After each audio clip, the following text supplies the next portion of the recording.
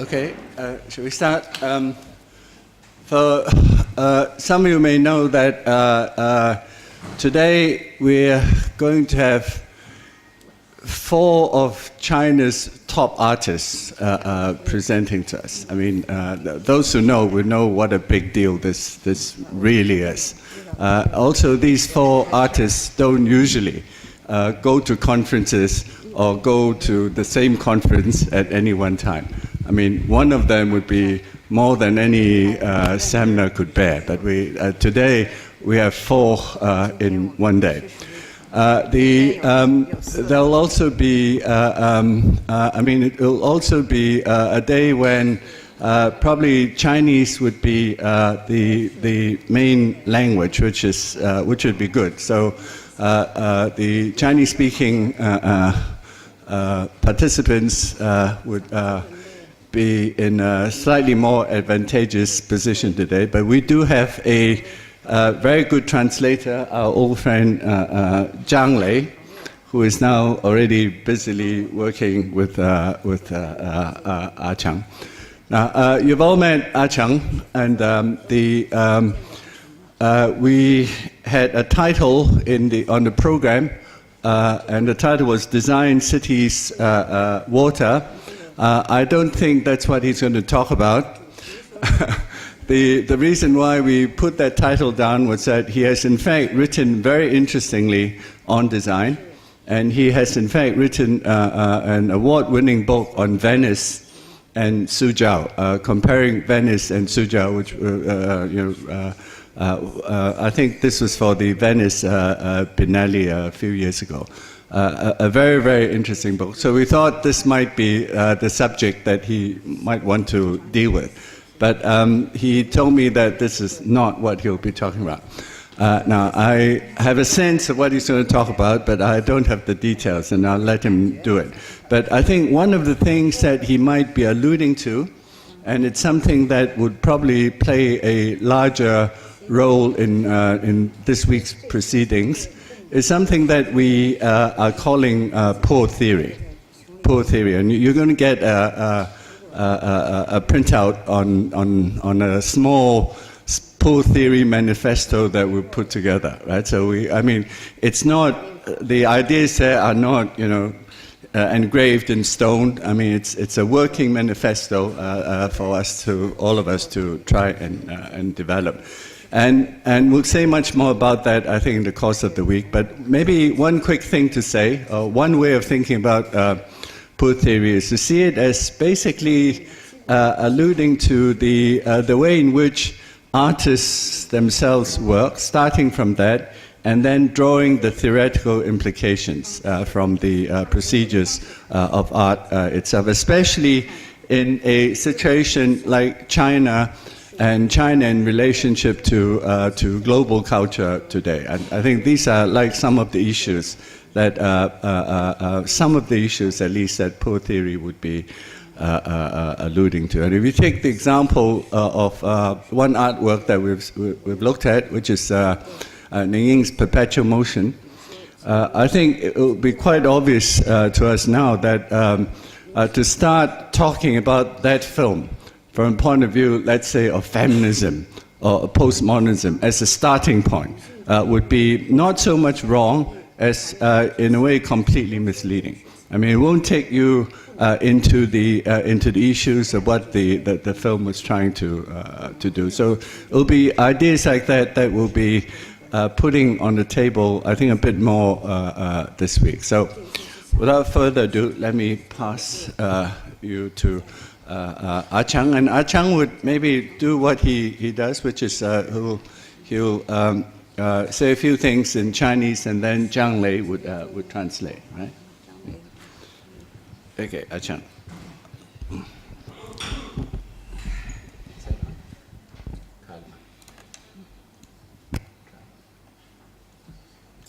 Why don't you use that one? 这个比较好。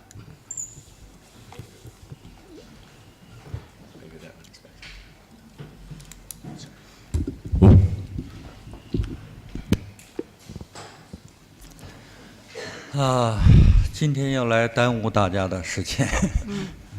this morning I'm going to waste a little bit more of your time.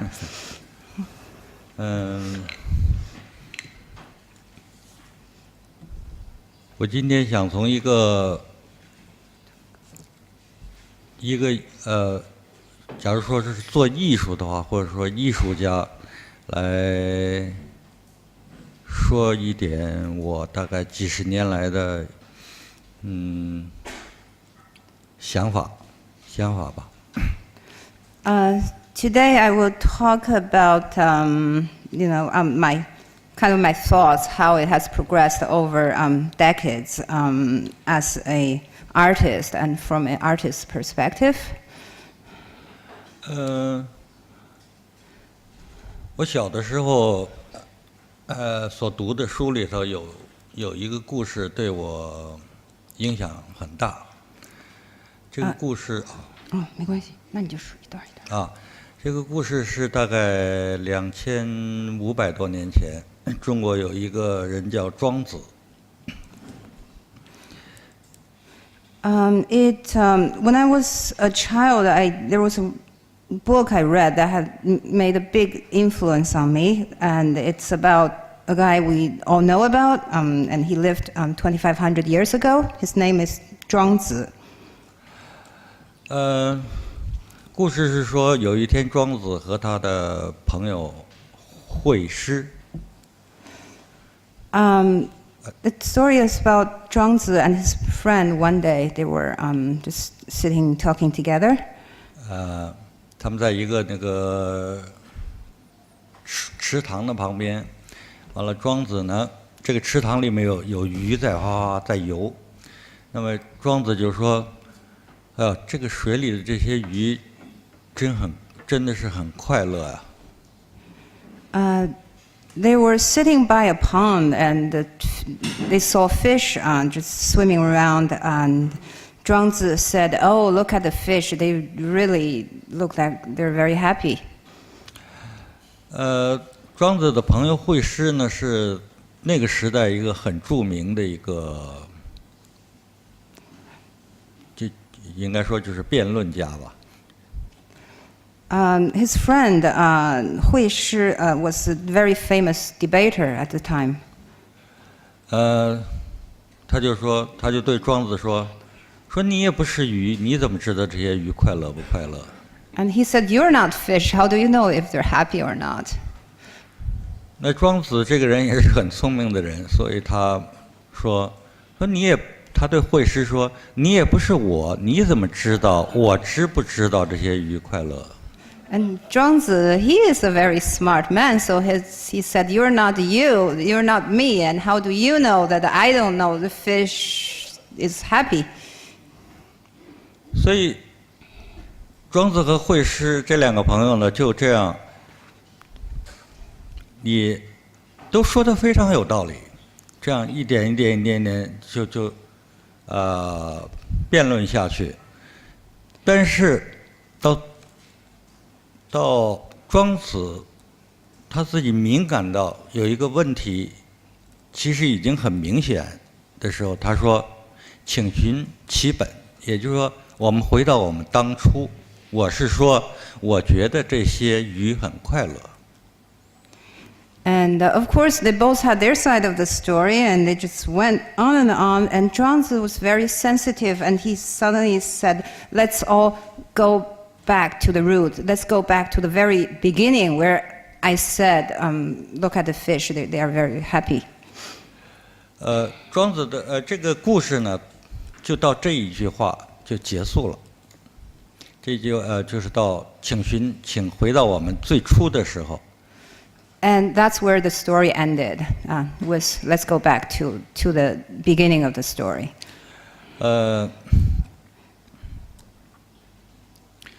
我小的时候呢，读这个故事的时候呢，自己已经有一些各种各样的感觉了。那么我认同庄子的这个说法，也就是有一些东西，例如讨论，也许是理论，它会慢慢跟原来的这件事没有关系了。And when I was a child, I already had this feeling that I could really identify with what Zhuangzi was talking about. And my feeling is that there's some things we talk about it, we come up with all kinds of theories, and as time progresses, these theories further and further deviate from the actual things. 所以，这对我以后的影响就是说，我以后坚持是一个，我觉得鱼很快乐这样一条路，还是要走会师。你也不是鱼，你怎么知道鱼快乐不快乐？这样一个辩论的越来越远的这么一条路。The impact the story had on me was that it made me decide whether I would follow the look at the fish, they seem happy, the Zhuangzi's thinking, or the Hui Shi's thinking that, you're not fish, how do you know fish? Like two different routes.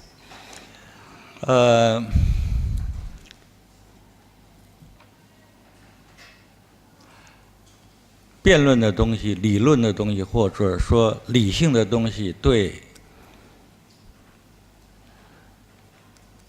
艺术最本质的东西有没有帮助？我觉得这么提，好像不是把我觉得这个问题就错了。The issue of whether debates or all this rational thinking, is it really helpful to the essence of art? I think this shouldn't be the way the question is asked. 对我来说，理论有理论的魅力。To me, I think theory has its charm, the charm of its own. 就像会师就像这个庄子本来自己那天的心情很好，所以呢，他觉得这个鱼很快乐。那么会师呢，就扫他的兴，说你不是鱼，你怎么知道鱼快不快乐？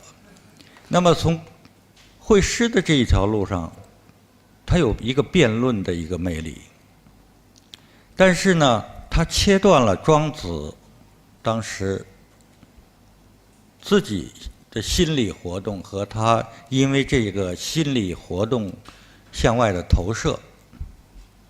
At that time, on that day, Zhuangzi was a fine day, and Zhuangzi was happy, and he felt that fish was happy. And Hui Shi, what he said was like a wet blanket. Of course, he had his own debate was very charming, but he really had a negative impact on Zhuangzi's psychological activities, the good feelings about the day and what he projected to the outside. 所以我自己这么多年来，我自己觉得是，我们不管做什么，不管一个艺术家他做什么，他最重要的是自己的状态。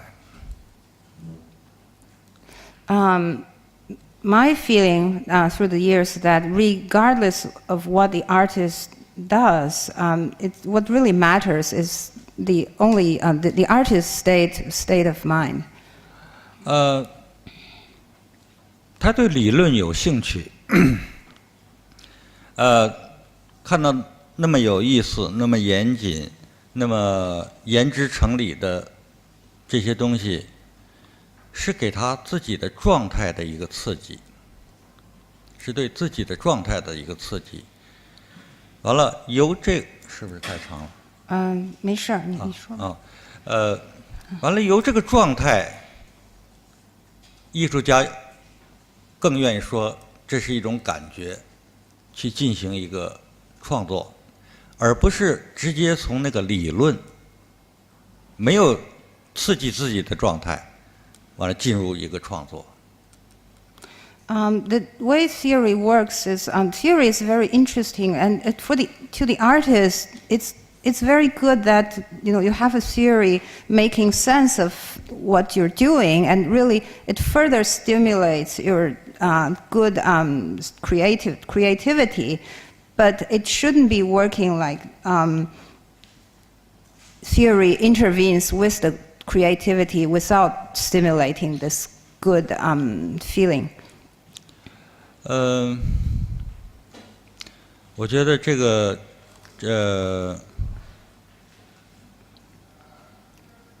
我刚才说的这样的东西对我自己的帮助很大，使我不管是我感兴趣的事情非常非常多，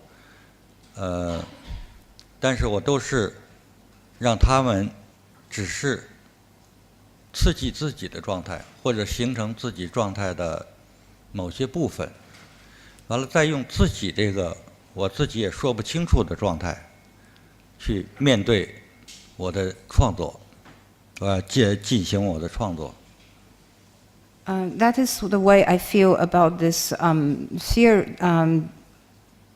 this theory, how it has helped me, and because I have multiple interests, and I use these things to stimulate my mind or some parts of my mind, so that I enter a better state of creativity when I'm working with art.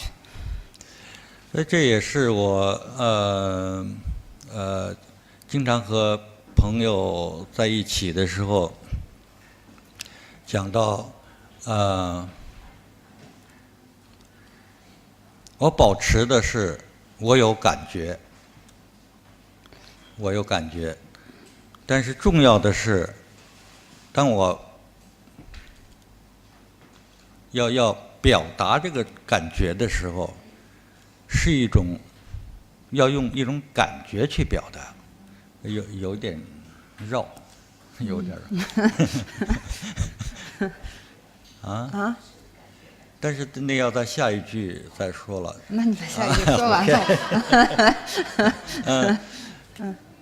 就是保持在一个你对自己的感觉有感觉，你就是感觉自己的感觉。不可以去理论自己的感觉，理论化自己的感觉。That's what I often, when I'm in discussion with my friends, I always say, I try to keep that good feeling, and when I'm trying to express myself, I make sure I feel my good feeling, not to theoreticalize my good feeling, a good state of creativity. 对吗？所以第一个感觉呢是个动词，第二个感觉是个名词，就是感觉。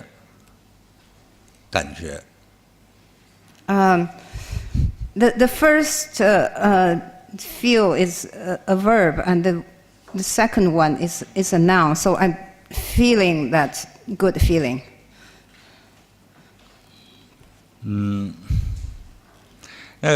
我在讲这个时候呢，也是有很多朋友，不知道说是你在讲什么，好像我在讲一个理论，我觉得我也没有能力去，我觉得我是没有能力去建立一个什么理论的，但是感觉是对我非常有帮助和有帮助的一个控制创作的。起码是方法吧。When I talk to my friends about it, they say, "What are you talking about? It sounds like you're making a theory, but I'm not so good enough to form a theory. But really, feel the good feeling is how I control my state of creativity and maintain my good state of creativity." 当然，我们也可以说，我们比如我说，我去读一本小说，这本小说里面，前面，作者表达出来的这个状态呢，你能够感受到，他传递给你了，你自己能够感受到，但是当他脱离他的状态，他开始说他的怎么说？开始说一个他认为的理论的时候，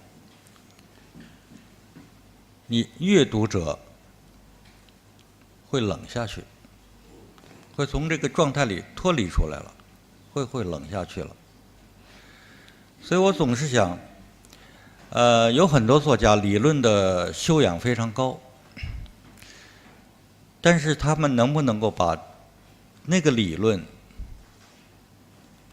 作为他状态养成的一部分，这养成这个状态的一部分，完了从这个状态出发，做成一个作品之后，我们再从阅读的时候感受到这个他的状态，使这个状态进入自己的状态。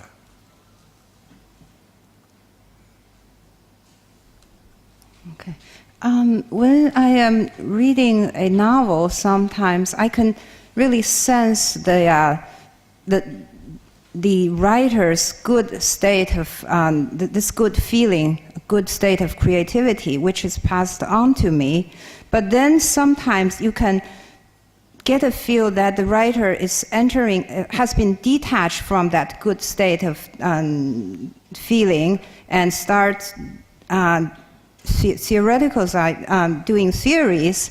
Then the reader, then you can feel that you're really detached from that good state of being of the writer, because sometimes some writers, they have very good theoretical background, and but it's very important for the writer to use this theory to nurture his good state of creativity and pass this on to the reader, and becomes the reader's own good state of feeling. 同时，假如是一个理论家，他去看这个作品的时候，他得出的是一个对他理性思维的一个刺激。And if it's a theorist, when he's reading a novel, it may be a stimulant to his theoretical thinking. 所以，这样的一个作品，才可能被不同的人，或者有不同素养的人，从各方面去感受它，去得到东西。So a piece of work like this will then be able to cater to readers of different backgrounds, and so that every reader can get something of his or her own out of this.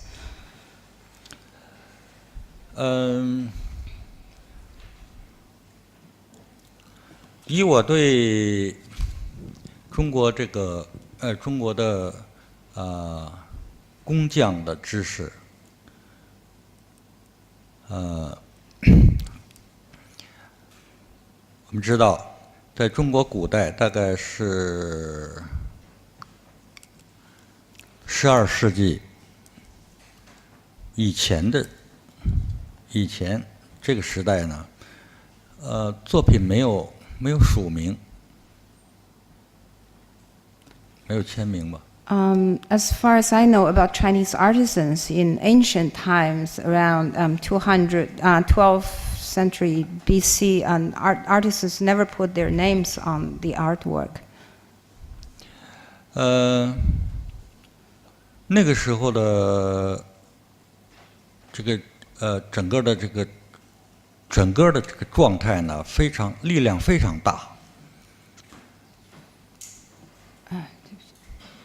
状态。就是不就是那个他做出来的东西，比如一个佛像，大的这种对这个建筑整个的装饰，或者说在仪式上，在很多仪式上的这些，包括服装，包括什么等等，我们现在都认为是艺术的这个领域的东西，力量都非常大，非常强。And even during that time, the artwork we see, be it decorative arts or any ceremonial, costumes or anything, they are very powerful artwork, even in the modern sense. 但是，起码在中国，当一个画上面开始有签名之后，他说明这个艺术家确认这个整体都是我做的。这个时候开始呢，作品的力量开始弱了。And in China, then later, and some paintings, artists started to putting their name on it, and that's like the artist saying, "I'm responsible for this whole piece of artwork." But starting at that time, the power of the artwork really started diminishing. 到一直这样下来，我们中国的明代、清代，和一个近代的国家，一直到我们今天坐在这儿，中国的艺术品当中的力量越来越小。In China, starting from the Ming and Qing dynasties and up until the contemporary times, and this power keeps diminishing. 为什么会这样？我自己的解释是，在没有签名的时代，所有人他们不独立完成一个整体，而是只完成其中的一部分。比如说，画家完成绘画的这一部分，服装完成服装设计的那一部分，服装制作的那一部分，建筑师完成建筑的这一部分。关于祭祀当中的意义和整个的心理行为，那是由巫师去完成。因此，它是个集体合成的。而这个集体合成，每一个人去做的时候，他承担的不多，他承担的并不多，他就是自己的这一项。因此，这样他把自己的力量全部放在这一项上的时候，他的力量非常大。And why? My own explanation is when artists didn't have to put their name on their work. Nobody worked alone or independently. Everybody was contributing to a part of this work. The painter does his part of the painting, and the costume maker, the architects, all had their own parts to play, and the whole ceremonial or sacrificial process, there was somebody else responsible for it. So in essence, it was a group collaboration, and everybody had just a small part to play in this, and into this small part, the artist was able to pour all his energy and power in there. 而他签名出现的时候，意味着这个艺术家他要承担以前所有别人承担的东西，现在全部到他的肩上去了，由他一个人来承担。那一个人究竟能够承担多少东西，是每个人不一样的。那有些人我明显的看到，当他想承担，好比说5项因素的时候，他不行了，他已经垮掉了。So when artist is starting to do his signature on the work, he's really taking on a lot of other elements that he didn't have on his shoulder, that he didn't have to deal with. And how much can one person carry on his shoulder. It really varies, but it's very obvious when someone takes on too much, like 5, 6 elements, this whole person or the whole project would just collapse.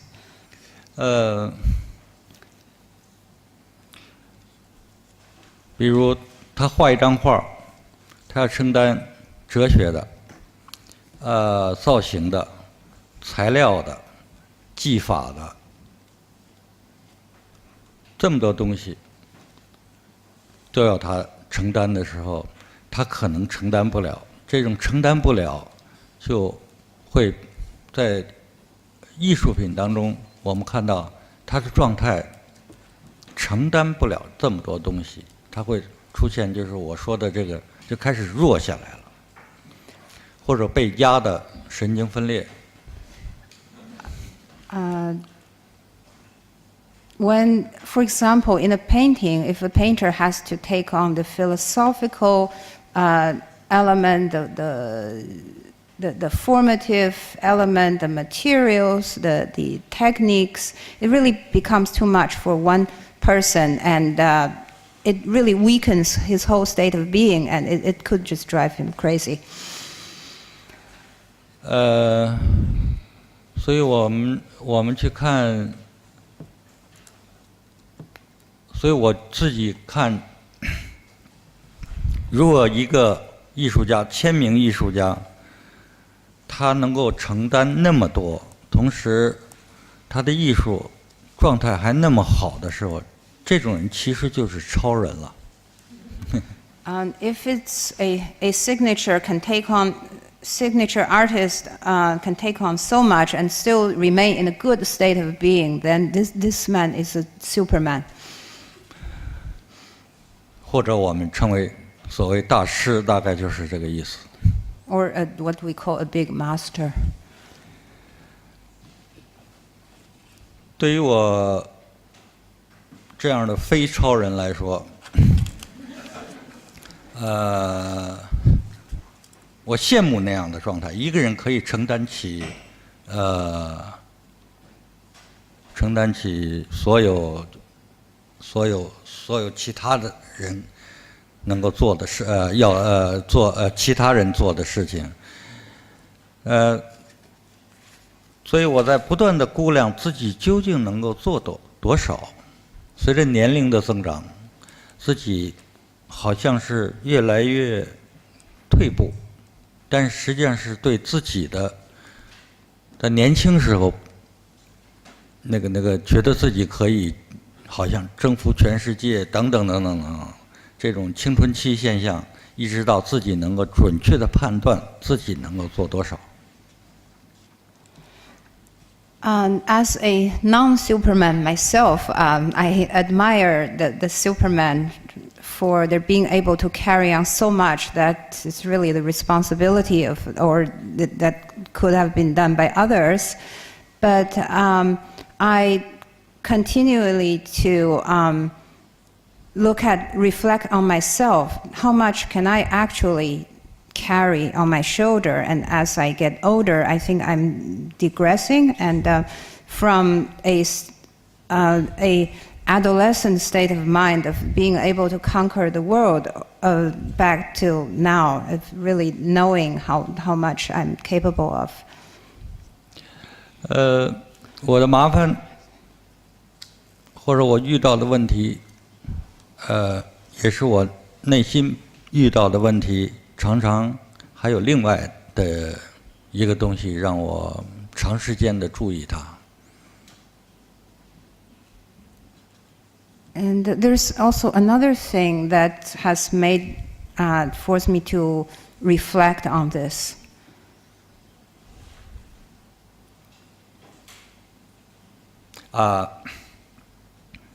就是异化，就是这个。That is alienation. 就是异化。我在大概30年前吧，写小说，写完小说以后被别人称为作家，会有一些很多，当时也不是很多了，但是也是我承担不了的。这个媒体访问，你不断的要去跟人家说，我这个小说是怎么做的，这些事情发生了大概有不到半个月，我就发现我会被作家这个身份异化掉。This alienation, I started to feel that about 30 years ago when I wrote some novels, and for that reason I was called a writer. And I was, as a writer, I was constantly interviewed by the media and getting reviewed on how I did this, and in less than half a month I started feeling that I was being alienated by the identity of a writer. 你已经开始在演一个作家。I started acting like a writer. 就是我说的所谓被作家这个东西会异化掉，这个身份会异化掉，或者等等这些异化掉。那么我感觉不行，我必须从这里面退出来。And at that moment, I felt that I had to withdraw from this state of being a writer, this kind of alienation. 就是你知道自己是个创作者就够了。And it was really enough just knowing yourself as a creator. 你做一个这个创作者就够了，不能够被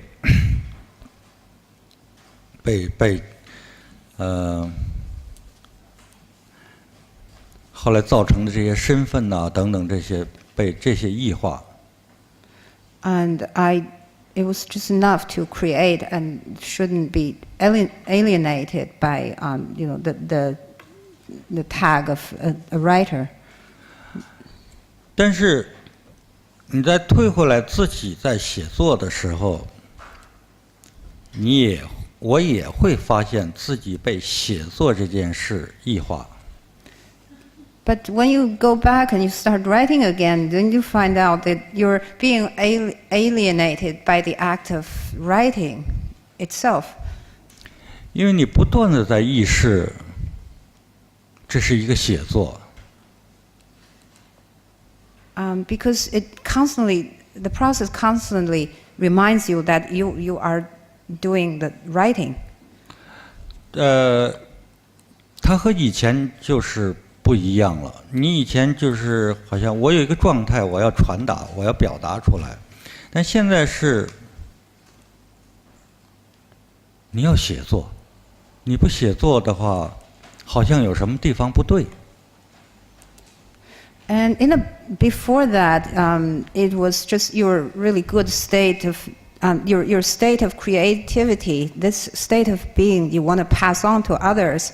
But now you're doing the writing, and there would be something wrong if you were not doing the writing. You would feel very strange. 你发现你失去最初创作的时候那个自由状态。Then you realize you have lost the original state of freedom and earlier. 所以呢，有一种是外在的，把你会异化你，同时还有你内在的东西也会异化你。So there are external and internal elements that form the alienating factors. 到最后，你只能问自己我是谁了。Then you go back to the question of who am I? 所以，我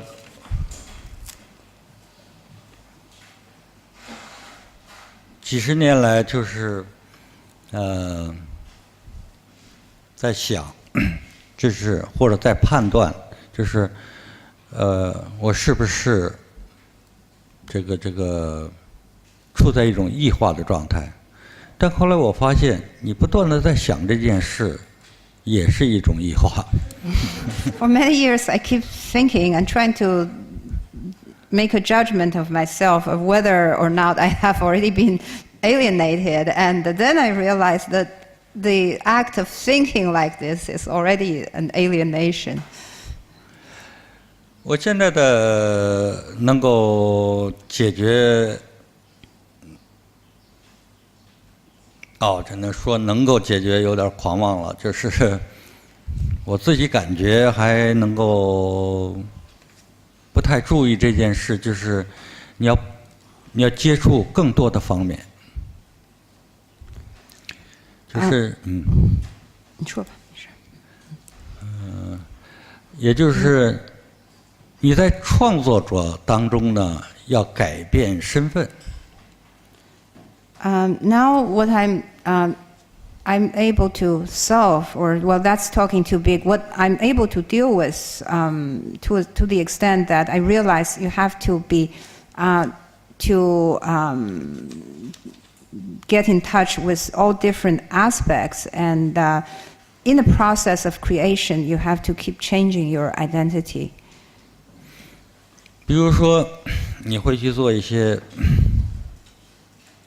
电影的事情、音乐的事情、绘画的事情，甚至去做机械的事，就是说做一个什么东西，等等这样，在这种不同的不断的这种转化当中呢，被异化的感觉没有那么强。You can do something related to the film, music, paintings, or even something mechanical. And in this process, there's a transformation, and you feel less of being alienated. 也许我对我不断的这种身份的转换，我对那么多的这个领域都是很肤浅的。And in this identity transformation process, maybe my understanding of different forms of creativity is still very shallow. 在哪一个领域里面我都不能成为专家。And I would be no expert in any of the fields. 但是我在这么做的时候，我还是找到了，就是我自己要的一个自由状态。But in doing so, I do find the state of freedom I look for. 它使我每一次进入创作的时候，好像又回到最初的那个自由的那个状态。And each time I return to my creative artwork, it feels like I'm back to the original state of freedom. 好，我想我先讲到这儿，因为讲的时间太长了。其他的留到什么？另外的时间吧。I think I'll stop here because I've said a lot, and if there's anything you need to say, I'll save it for later